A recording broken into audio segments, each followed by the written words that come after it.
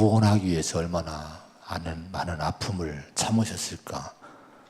그때의 주님의 고통은 어떠하셨을까를 묵상하면서 이 사순절을 보낸다면은 우리 영혼이 하나님의 은혜에 대한 감격과 감사가 넘치는 그런 이 사순절이 될 줄로 믿습니다. 왕을 요구하는 백성들에 대한 말씀을 오늘 나누게 됩니다. 이스라엘 역사가 이제 300년, 400년 사사기를 지나고 왕을 세워서 왕이 통치하는 시대로 역사가 바뀌게 됩니다. 그 과정이 오늘 말씀에 이런 과정을 거쳐서 왕권 시대로 넘어가게 되는데, 오늘 이 백성들이 왕을 요구하는 이 시대의 영적 상태를 한번 보고, 또 왕을 요구하는 백성들 자신들의 또 영적 상태, 시대의 영적 상태와 또 백성들의 영적 상태를 살펴보므로 우리가 하나님의 교훈을 받고, 또 우리의 삶에서 오늘의 시대 속에서 이런 것들을 우리가 통해서 기준을 갖고 사회를, 또 시대를, 내 자신의 신앙을 살펴보는 그런 그 계기가 됐으면 좋겠습니다. 자, 오늘 이 백성들이 이제 왕을 요구하는데, 이 시대를 보면 어떤 시대였는가 하니 1절의 말씀을 한번 같이 보겠습니다. 1절입니다. 시작. 사무엘이 늙음에 그의 아들들을 사무니. 사무엘이 어떠했습니까? 늙었다, 이렇게 말씀을 합니다. 이 사무엘이 위대한 영적인 지도자였어요.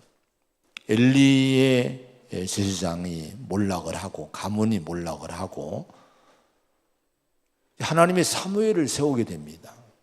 어릴 적부터 하나님 음성을 듣고 성수에서 훈련받으며 자랐던 훌륭한 믿음의 지도자입니다. 물론 이 오늘 말씀 이후로도 한참 동안을, 오랫동안을 영적 리더십을 발휘하게 되지만은, 오늘 이 보면은 성경은 이렇게 얘기를 해요. 사무엘이 늙었다. 자, 위대한 영적 지도자였기에 아마 더 백성들은 불안감을 느꼈을 거예요. 저 사무엘이 이제 점점 나이가 먹는구나, 드시는구나, 늙어가는구나. 여러분, 늙음은 뭡니까? 결국은 늙음은 이 땅에 육신의 삶이 자꾸 줄어드는 거예요. 자, 이런 걸 통해서 백성들이 불안감을 느끼게 되고, 이런 이 시대의 모습을 보게 됩니다. 자, 이 사무엘의 늙음을 보면서 인간을 우리가 생각을 해야 돼요. 인간은 유한한 존재라고 하는 거예요. 자, 유한한 존재인 인간이 과연 우리의 의지의 대상이 될 수 있을까? 이 문제를 또 고민하게 합니다. 아무리 영성이 깊고 뛰어나도 그 사람이 우리의 믿음의 대상이 되는 것을 성도는 반드시 경계를 해야 됩니다. 사람이 아니라, 사무엘 같은 사람이 아니라 누구를 바라봐야 됩니까? 그 사람을 쓰신 하나님, 사무엘을 사용하신 하나님을 바라보는 훈련을 자꾸 해야 돼요. 근데 우리 사람들은 자꾸 누구를 바라봅니까? 내게 눈에 보이는, 내 앞에 있는 그 사람을 의지합니다. 때로는 그래서 그 사람이 우상이 될 수가 있어요. 근데 여러분, 사람에게 희망을 자꾸 걸면 반드시 실망을 해요. 인간은 늙고 병들고 타락하고 변질될 수가 있는 거예요. 유한한 사람에게 희망을 두는 것이 아니라 우리는 자꾸 누구를 바라봐야 됩니까? 하나님을 바라보는 훈련을 해야 될 줄로 믿습니다. 성경을 보면은 정말 그 위대하고 영성이 깊은 사람들은 이제 자신이 아니라 하나님을 보게끔 백성들을, 또 가족들을, 자손들을 인도해 주는 모습을 보게 돼요. 창세기 48장 21절에 보면은 야곱이 요셉에게 그런 얘기를 합니다. 나는 죽으나 하나님이 너희와 함께 계시사 너희를 인도하여 너희 조상의 땅으로 돌아가게 하시려니와. 자, 여러분, 야곱의 다른 이름이 이스라엘이지 않습니까? 요셉에게 자기 아들에게 이렇게 얘기하는 거예요. 나는 죽는데 하나님이 그러나 너희와 함께 계셔서 너희를 인도해 가나안 땅으로 갈 거다. 이 얘기는 뭡니까? 야곱은 자신이 사람들이 바라볼 존재가 아니라는 것을 깨달은 거예요. 그걸 이를 가르친 거예요. 그리고 여러분, 자손들에게 누구를 보게 합니까? 하나님을 보라는 거예요. 하나님이 너희와 함께 계실 거다. 요셉도 그렇게 그런 교훈을 남깁니다. 창세기 50장에 보면은 24절에 보면 나는 죽을 것이나 하나님이 당신들을 돌보시고 당신들을 이 땅에서 인도하여 하나님이 맹세하신 땅에 이르게 하시리라. 하나님이 반드시 당신들을 돌보시리라. 왜 이런 얘기를 했을까요? 여러분, 요셉 때문에 요셉이 이집트에서 총리가 되고 권세를 잡습니다. 요셉 때문에 요셉의 형제와 그 집안이 전부 이주를 합니다. 근데 세월이 가니까 요셉도 나이가 먹고 늙고 이제 죽을 날이 가까우게 되는 거예요. 그러니까 이 요셉의 가문이, 형제의 가문들이 불안해하는 거예요. 우리는 저 사람 믿고 여기에 와 있는데, 이집트에 와 있는데 저분이 떠나면 어떡하나. 저분의 권력과 저분의 힘을 믿고 지금까지 살아왔는데 저분이 떠나면 어떡하나. 근데 이런 걸 보면서 요셉이 그들에게 하나님을 얘기해 주고 있습니다. 나는 죽지만은 하나님이 당신들을 돌보시고 당신들을 이 땅에 인도해 가나안 땅으로 갈 거다. 나의 돌보는 것은 한계가 있지만 하나님은 반드시 당신들을 돌보실 거다. 이렇게 얘기를 해줍니다. 모세도 그런 얘기를 해요. 신명기 31장에 보면은 이 여호수아와 이 이스라엘 백성들에게 그런 얘기를 해주는 거예요. 내 나이 120세라 내가 더 이상 출입을 못할 거다. 자, 나는 너희와 함께 요단을 건너가지도 못할 것이다. 그런데 네 하나님이 여호와께서 너보다 먼저 건너가셔서 내 앞서서 가나안 땅에 있는 민족들을 멸해 주시고 그 땅을 차지하게 해 주실 것이다. 그러므로 너희는 강하고 담대하고 두려워하지 말라. 떨지 말라. 하나님 여호와 그가 너와 함께 하시며 결코 너를 떠나지 아니하시며 버리지 아니하실 것이다. 이런 교훈을 남기게 됩니다. 이런 말씀들은 성경에 너무너무 많이 있어요. 자, 이런 말씀을 통해서 우리에게 준 교훈이 뭡니까? 사람에게 희망을 두는 것이 아니라 우리는 하나님께 희망을 두라는 거예요. 여러분 자신도 마찬가지예요. 여러분이 언제까지나 가정의 기둥입니까? 아니에요. 우리는 다 인간은 다 유한한 존재입니다. 늙고 병들고 떠날 수밖에 없어요. 그럼 누구를 자손들이 바라봐야 됩니까? 또 이 땅, 이 사회, 이 나라는 누구를 바라봐야 됩니까? 여러분 사람들에게 희망을 두면 그 사람이 여러분 늘 실망을 줘요. 성경은 우리에게 늘 말씀하십니다. 여러분 인간은 사무엘처럼 유한한 존재지만은 그러나 하나님은 우리와 영원히 함께 하시다는 거예요. 그 교회와 성도는 늘 누구를 바라보는 훈련을 해야 됩니까? 하나님을 바라보는 훈련을 해야 될 줄로 믿습니다.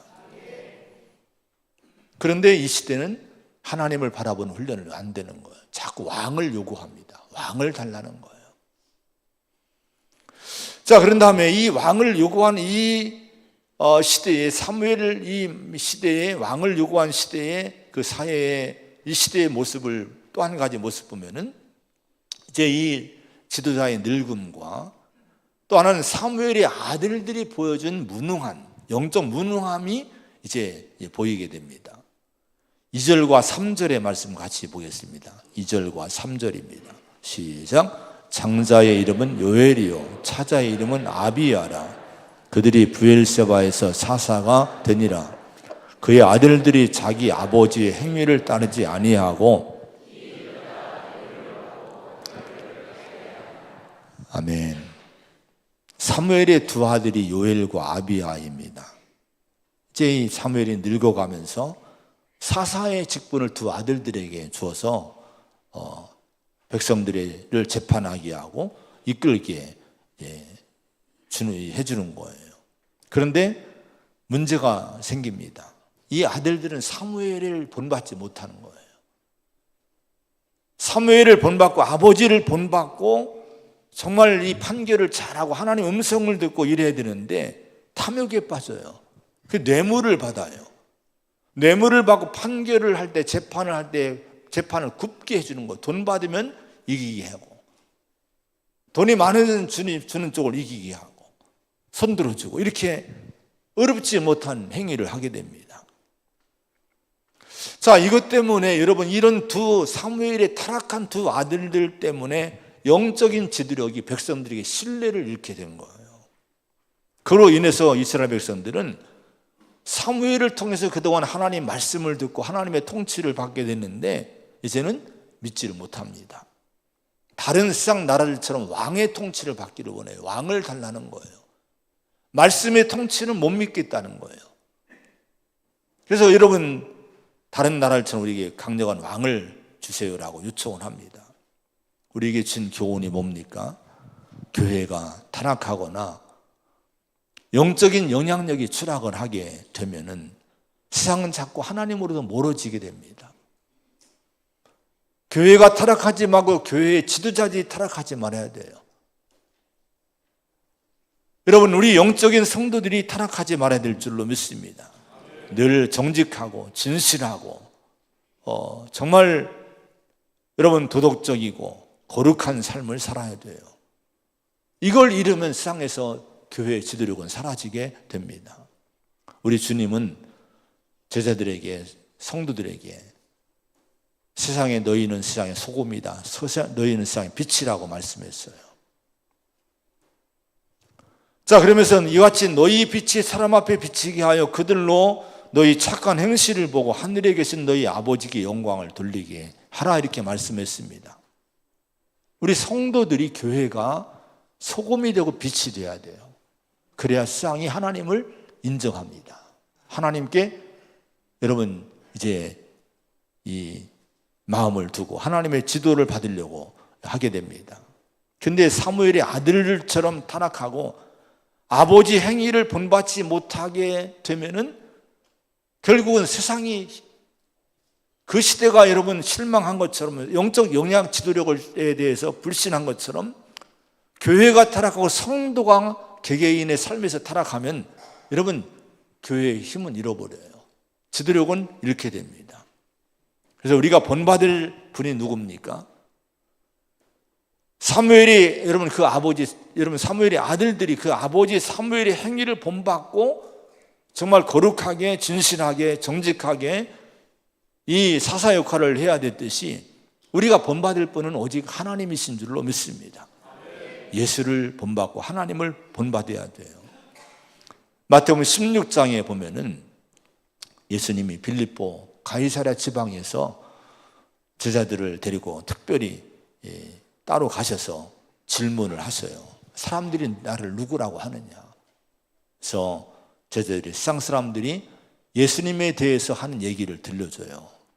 세상 사람들이 예수님을 세례 요한이 다시 태어난 부활한 세례 요한이라고 합니다. 혹은 엘리야라고 합니다. 예레미야라고 합니다. 선자 중에 하나라고 얘기합니다. 이렇게 대답을 하니까, 그럼 너희는 나를 누구라고 하느냐고 또 물어요. 그때 베드로가 대표로 대답을 하죠. 주는 그리스도시요 살아계신 하나님의 아들이십니다. 자, 이 베드로의 신앙 고백, 예수님에 대한 신앙 고백이 정말 중요한 이유, 예수님이 극찬을 합니다. 천국 열쇠를 내가 주겠고 이 반석 위에 내 교회를 세우겠다고 극찬을 하셨어요. 근데 이 신앙 고백이 왜 중요할까요? 이 당시는 누가 통치할 때입니까? 로마의 황제가 통치할 때예요. 강력한 군사력을 바탕으로 해서 그 주변, 지중해 주변의 모든 나라를 다 제패합니다. 이스라엘도 로마에 의해서 정복을 당해요. 로마에 의해서 주권을 빼앗기고 자유를 빼앗긴 그때입니다. 또한 분봉왕들이 정치적으로 로마에 붙은 분봉왕들이 권력을 얻어서 또 일부분 나눠서 통치하던 시대입니다. 왕들의 시대예요.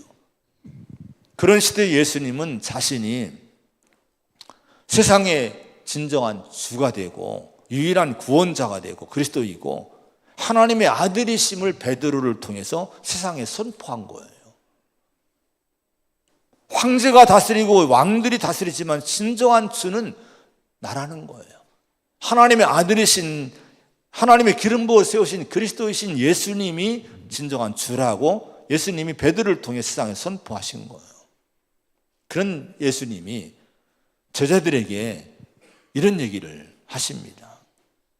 마태복음 16장 24절 뒤에 보면은 제자들에게 이르시되 누구든지 나를 따라오려거든 자기를 부인하고 자기 십자가를 지고 나를 따를 것이니라. 이 말씀에는 세 가지가 들어가요. 나를 따르라는 거예요. 나를 따르라는 거예요. 그리고 자기를 부인하라는 거예요. 부인이 뭡니까? 자기를 죽는 거예요. 그리고 십자가질하는 거예요. 자, 여러분, 예수님을 따르고 자신을 부인하고 십자가를 지는 것은요, 오늘 우리들에게 요구한 하나님 주님의 말씀인데, 이것이 성도의 능력이고 교회의 능력이고 우리 믿음의 능력이 됩니다. 예수를 따라야 되는 거예요. 여러분, 자신을 부인해야 되는 거예요. 내가 없는 것처럼 여러분, 주님 앞에서 나를 죽이는 거예요. 십자가 지는 것이 뭡니까? 십자가는 자기 희생이고 자기 죽음인데 우리 주님이 왜 십자가에 죽으셨습니까? 다른 이유는 하나도 없어요. 오직 한 가지 이유가 있어요. 영혼 구원입니다. 여러분, 죄와 사망의 법에 얽매여 있는 영혼의 자유가 없는 이때였어요. 이 시대는 불쌍한 시대였죠. 로마에 통치받는 자유를 잃어버린 시대였고, 여러분, 율법에 매여서 죄와 사망의 법에 매여 있던 영혼의 자유가 없던 시대였어요. 근데 우리 주님이 이 땅에 하나님의 아들이신 그분이 오셔서 십자가에 죽으십니다. 왜 죽으셨습니까? 다른 이유가 아니라 우리를 죄와 사망에서 자유함을 주기 위해서 우리 주님이 죽으신 거예요. 십자가를 지라가는 것은요, 여러분, 이거 십자가 복음을 갖고 따라오라는 거예요. 십자가의 복음을 여러분 붙들고 우리도 그렇게 십자가 지고, 십자가는 또 화평입니다. 십자가의 피로 화평을 이루어서 하나님과의 화평, 이웃과의 화평을 가지고 주님을 따라오라고 하는 거예요. 여러분, 우리가 정말 예수님을 따릅니까? 정말 내가 나를 부인합니까? 십자가 복음을 여러분 붙들고 우리가 주님을 따라갑니까? 여러분, 제자들에게 이걸 요청하셨는데 이 믿음만 있으면, 이 신앙만 있으면 여러분 하나님 나라가 이루어지는 줄로 믿습니다. 이것이 세상의 소망임을 선포하신 거예요. 그 로마 시대에, 로마가 통치하는 그 시대에 주님이 요구하신 건 바로 이거에 나를 따르라, 나를 부인해라, 그리고 십자가 져라. 십자가 복음을 붙들고 나를 따라오라고 말씀하셨어요. 여러분, 사진을 한번 같이 보겠습니다. 사진입니다. 제가 지난주에 중국에 여행을 갔다가 항저우에 가는데 사진을 많이 찍었는데 석 장만 보여드릴 거예요. 잘 보세요. 그림 사진을. 항저우에 있는 숭일당 교회 이름이 숭일당이에요. 숭일당 교회입니다. 저 교회가 중국에서 제일 교인이 많이 나오는 교회입니다. 북경에는 또 저런 교회가 없어요. 5,000명을 들어갈 수 있는 교회입니다. 겉에 보기보다는 다릅니다. 내부가 엄청 커요. 그리고 지금 4,600명 정도 매주일 집회에 모입니다. 자, 사진을 보세요. 저기 가운데 십자가, 빨간 십자가를 보시기 바랍니다. 다음 사진. 저를 보지 말아요.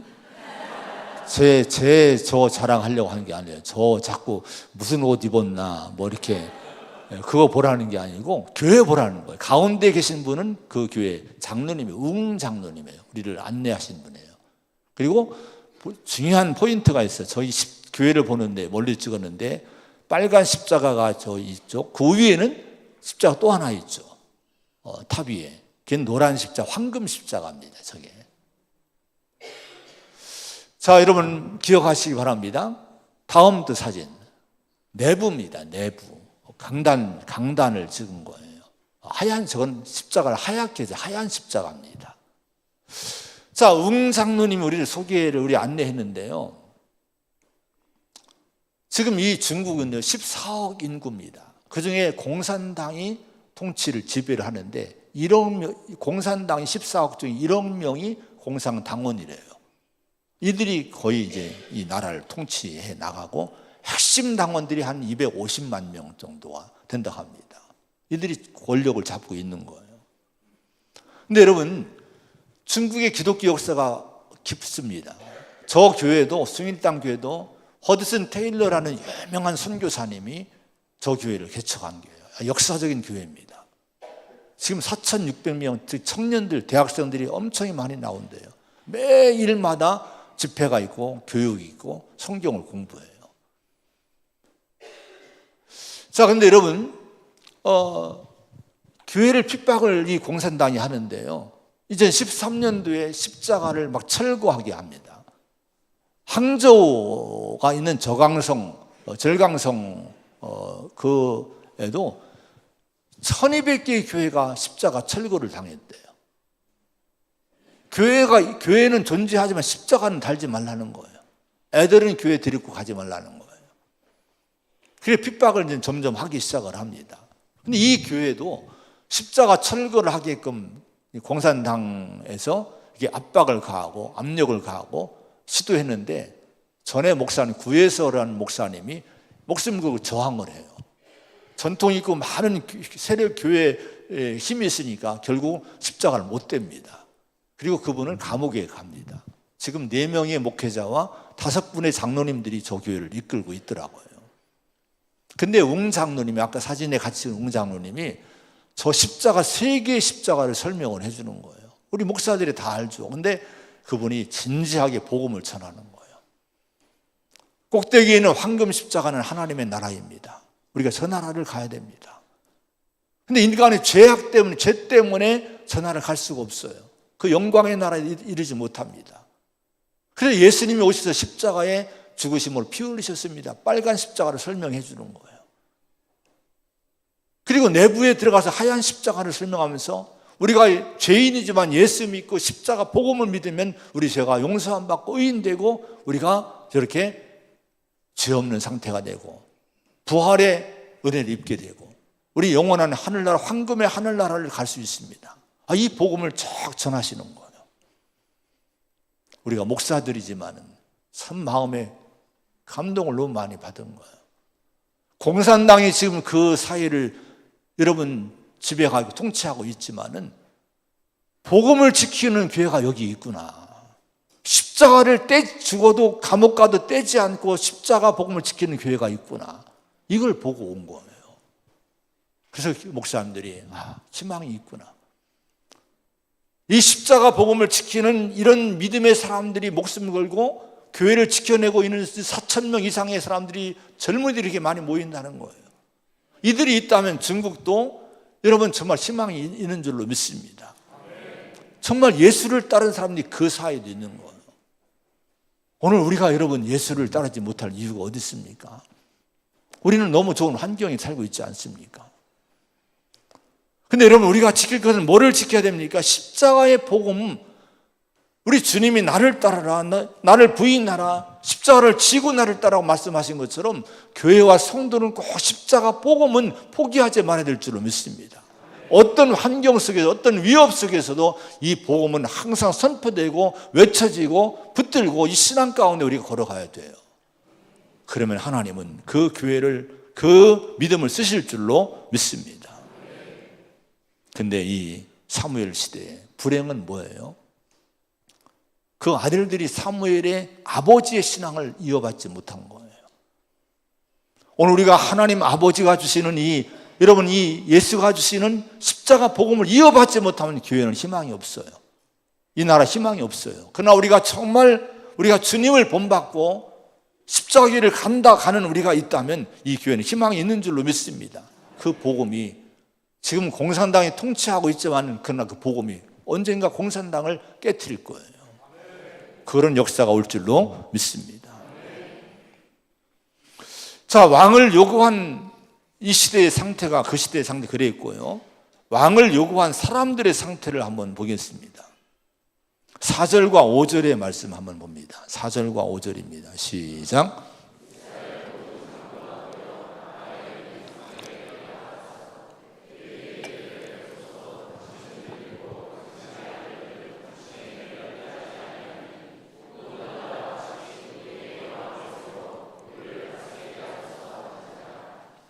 자, 이스라엘의 모든 장로가 다 모여서, 지도자들이 모여서 사무엘에게 찾아가는 거예요. 그리고 뭐를 요구합니까? 모든 나라와 같이 우리에게 왕을 세워서 우리를 다스리게 해달라고 요청합니다. 19절 20절은 백성들이 사무엘 말을 안 들어요.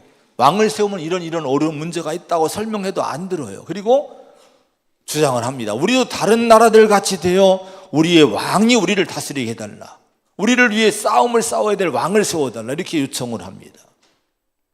자, 이런 이 지도자들과 백성들의 이 주장, 이 요청, 요구, 이런 걸 통해서 우리에게 보여주는 것이 뭡니까?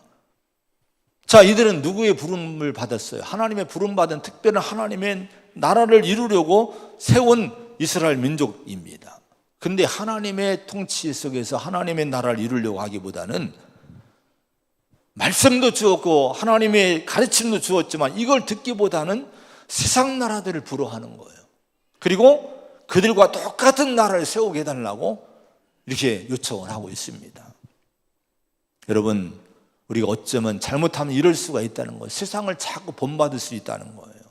그러나 성경은 분명히 얘기합니다. 이 세대를 본받지 말라고 성경은 교회와 성도에게 얘기를 합니다.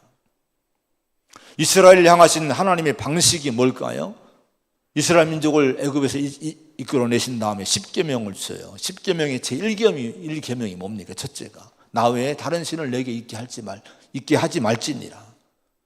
하나님만이 유일하신 분이라고 하는 거예요. 신명기 6장 4절에는요, 이스라엘에 들으라, 우리 하나님 여호와는 오직 유일하신 하나님이시니 너는 마음을 다하고 뜻을 다하고 힘을 다하여 내 하나님 여호와를 사랑하라. 여러분, 온 마음을 다해 하나님 백성들이 해야 될 일은 하나님을 사랑하라는 거예요. 유일하신 하나님을 사랑하는 거, 일이라고 하는 거예요. 신명기 28장 1절에 보면은 내가 내 하나님 여호와의 말씀을 삼가 듣고 내가 오늘 내게 명령하는 그의 모든 명령을 지켜 행하면 내 하나님 여호와께서 너를 세계 모든 민족에 뛰어나게 하실 것이라. 조직이 아니에요. 체제가 아닙니다. 너희들이 위로부터 오신 오늘 하나님 말씀을 듣고 명령을 지켜 행하면 하나님이 세계 모든 민족 위에 너희를 뛰어나게 높여주겠다는 거예요. 하나님 말씀을 믿습니까? 우리 이걸 믿어야 돼요. 하나님의 하실 일을 믿어야 돼요. 이걸 신약적으로 하면 우리 예수님이 그렇게 말씀했죠. 너희는 먼저 그의 나라 그 일을 구하라. 그리하면 이 모든 건 너희에게 더하시리라. 그런데 여러분, 왜 이 사무엘 시대 이스라엘 백성들은 하나님의 방식인 오직 하나님을 의지하고 그의 나라와 그의 의를 구하는 삶의 방식을 버리고 자꾸 이웃 나라, 이방인의 나라, 여러분 하나님이 없는 우상의 나라들이 갖고 있는 체제를 자꾸 받아들이기를 원했을까요? 왜 강력한 통치권을 가진 왕을 그렇게 자기들의 지도자를 세우려고 그렇게 여러분 애를 쓰고 고집을 부렸을까요? 그것은 세상의 방식이 더 안전하다고 생각하기 때문인 거예요. 하나님의 방식보다도 세상의 방식과 체제가 더 든든하고 더 힘이 있어 보이기 때문에 계속해서 하나님이 싫어하시는데도 불구하고 자꾸 왕을 요구하고 있는 거예요. 그런데 이들이 잘못 판단하고 잘못 해석한 것이 있습니다. 왜 이렇게 왕을 요구했습니까?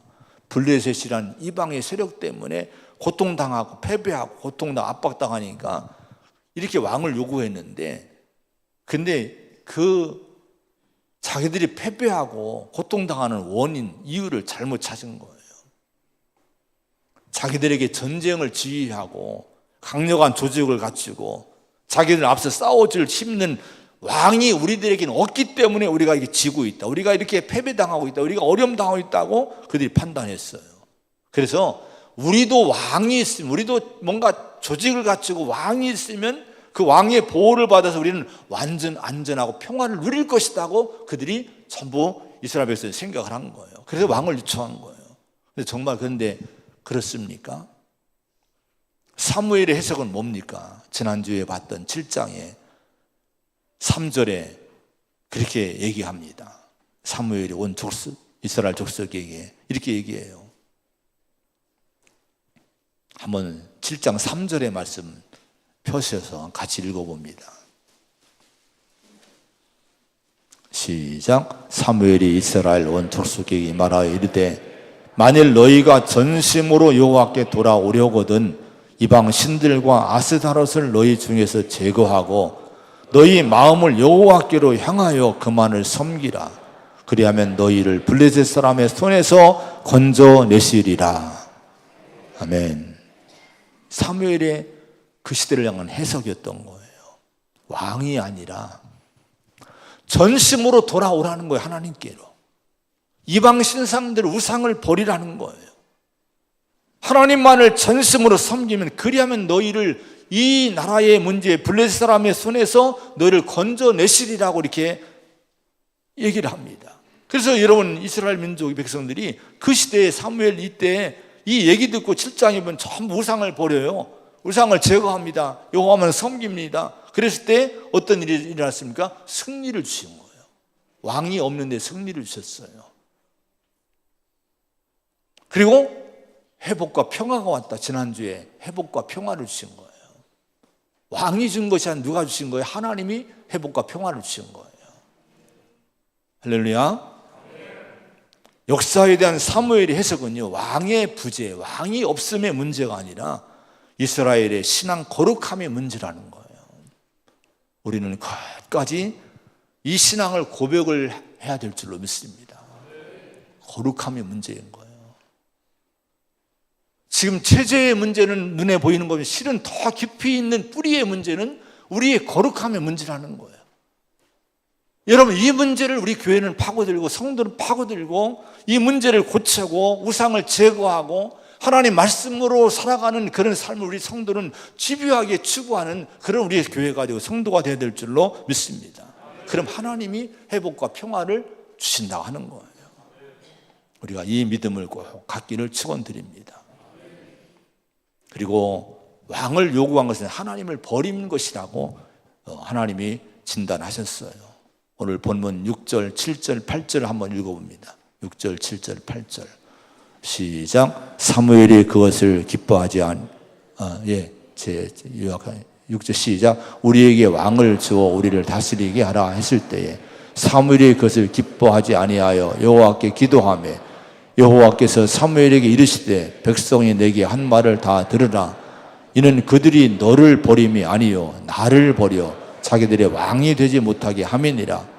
내가 그들을 애굽에서 인도하여 낸 날부터 오늘까지 그들이 모든 행사로 나를 버리고 다른 신들을 섬김같이 내게도 그리하는도다. 사무엘이 기뻐하지 않죠. 왕을 요구할 때 하나님이 사무엘을 위로해 주는 거예요. 사무엘아, 그들이 너를 버린 게 아니야. 바로 나를 버린, 하나님이 나를 버린 거다. 그러면서 왕을 요구한 근본, 이스라엘 백성들의 마음의 상태, 마음의 그 상태를 드러내 주십니다. 이들이 나를 버려서 하나님을 자기들의 왕이 되지 못하게 하려고 왕을 요구하는 거다. 이렇게 얘기를 해 주십니다. 그리고 출애굽한 역사 이후의 역사를 보라는 거예요. 이 백성들이 얼마나, 이스라엘 백성들이 얼마나 나를 버리고 우상을 숭배했느냐. 지금 왕을 요구하는 것도 그와 똑같은 것이다. 이렇게 말씀을 하나님이 가르쳐 주십니다. 여러분, 하나님이 이 말씀 뭡니까? 왕을 요구한 것은 결국 뭡니까? 우상 숭배라는 거, 우상 숭배. 우상 숭배와 동일한 것이라고 진단해 주신 거예요. 근데 나중에 여러분, 이 왕의 요구를 들어주죠, 하나님이. 그래서 사울왕이 세워져요. 그 사울왕이 이스라엘 구원했습니까? 대혼란을 가져왔어요. 그리고 사울과 그의 아들들은 다 블레셋 전투에서, 길보아 전투에서 다 전사합니다. 죽습니다. 자, 우리가 이런 역사를 보면서, 하나님 말씀을 보면서 우리 성도는 항상 우리 마음의 보좌, 인생의 보좌에 누구를 모셔야 될까요? 하나님을 모셔야 될 줄로 믿습니다. 하나님이 항상 우리의 보좌에 계셔야 돼요. 그리고 출발해야 돼요. 항상 우리의 기도 가운데 이 나라의 보좌에 하나님이 계시기 원합니다. 항상 우리의 기도의 1순위가 이것이 돼야 될 줄로 믿습니다. 그래야 해결이 되는 거예요. 이 나라의 회복과 평화가 주어지는 거예요. 이 믿음이 선포되는 교회, 이 믿음이 선포되는 성도가 되시기를 축원을 드립니다. 자, 왕을 세워줬는데요, 왕을 세워주시면서 믿음이 약한 이들에게 세워주시면서 주의점을 줘요. 14절, 20절에 보면 주의점, 어려운 점들, 왕을 세우면 이런 어려움이 있을 거다. 그러나 듣지 않죠. 근데 왕의 조건을 일찍이 하나님이 신명기서에 왕의 조건을 이런 왕을 세우려고 조건을 미리 말씀하신 것이 있어요. 신명기 17장 14절로 20절에 보면은 모세 시대에 이미 하나님은 이걸 알고 왕의 조건 기준을 정해 놓으셨어요. 하나님의 택하신 자를 세워라. 내 형제 중에 타국인 중에 세우지 말고 반드시 내 형제 이스라엘 민족 중에 왕을 세워라. 왜냐하면 신앙적인 문제 때문에 그런 거예요. 믿음의 문제 때문에 그런 거예요. 꼭 믿음의 사람 세우라는 거예요. 그리고 왕이 되면은 왕들은 절대로 왕은 병마를 많이 두지 말고 아내를 많이 두지 말고 은금을 많이 쌓지 말라. 이렇게 주의점을, 기준을 정해줍니다. 여기에 마음을 뺏기면 안 된다는 거예요.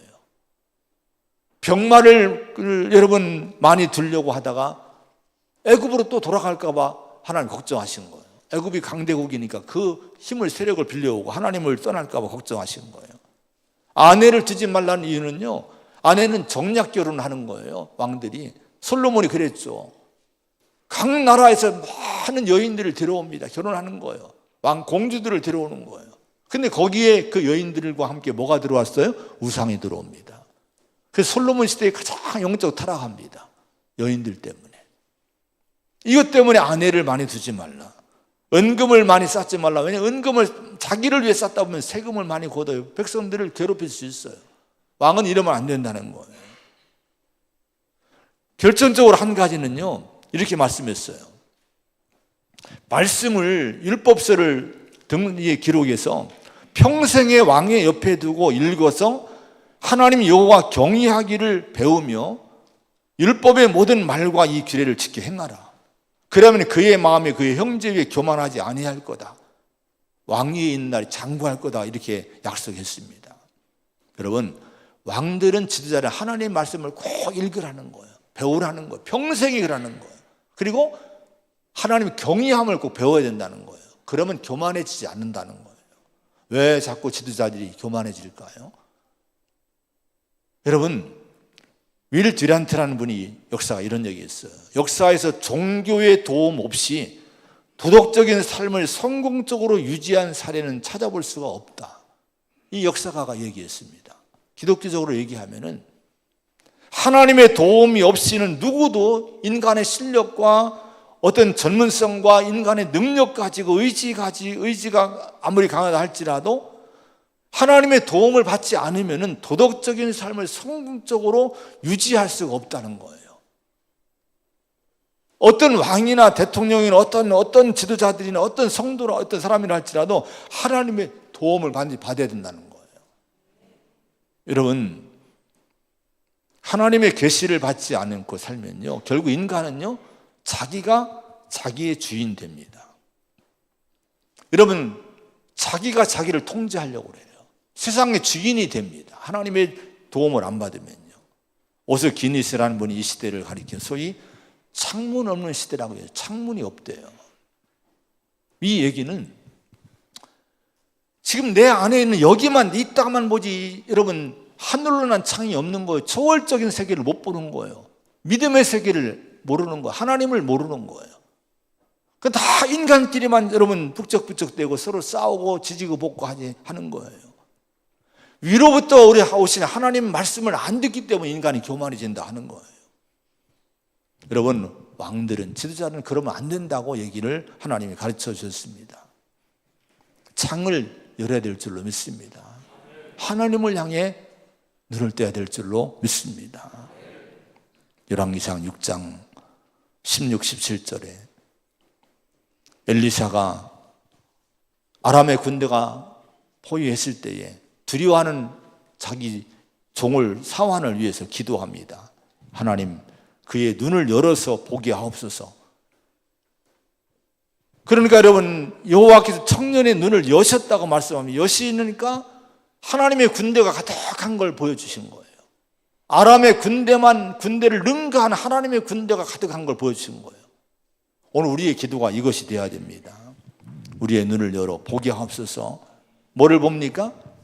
하나님의 세계를 봐야 될 줄로 믿습니다. 지금 하나님이 이 세계 위에 계신 거예요. 하나님 통치가 있는 거예요.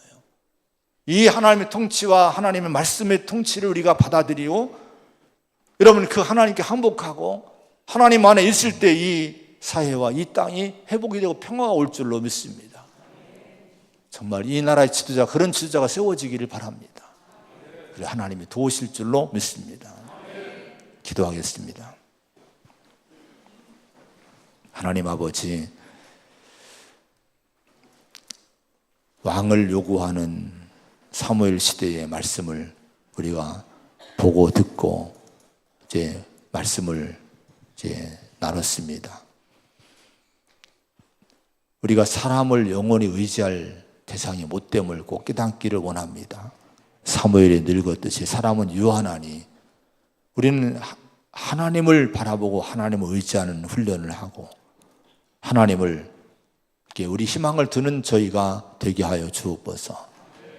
사무엘 아들들의 타락을 봅니다. 그로 인해 영적 영향력이 사라지고 아버지의 나라가 혼란해지고 왕을 요구하는 걸 보게 됩니다.